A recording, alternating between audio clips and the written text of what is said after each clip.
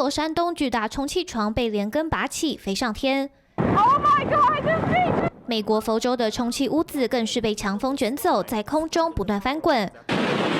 俄罗斯海滩也同样上演惊魂记，全球充气邮具意外在各地不断上演。最新一起发生在澳洲塔斯马尼亚。Can now sadly confirm that 4 children have died, and 4 are in a critical condition, and 1 in a serious condition.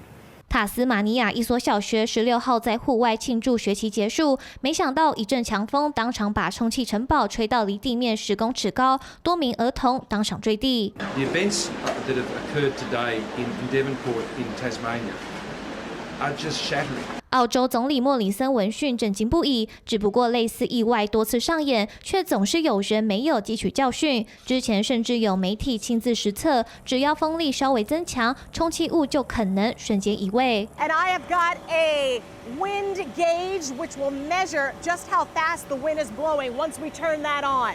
风速只要达每小时23公里，充气邮具就会被风卷走。这种大型充气邮具因为方便运输储存，在近年成为户外活动的首选之一，却数度成为夺命凶器。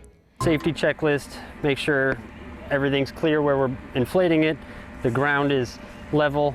为此，专家呼吁购买民众若不会使用，可以请专业人员前往安装。使用充气床之前，一定要确认周遭环境适不适合安装充气床，还要确保充气床的4个角都有牢牢固定，才能避免这样的恐怖画面再度上演。三立新闻，这小报道。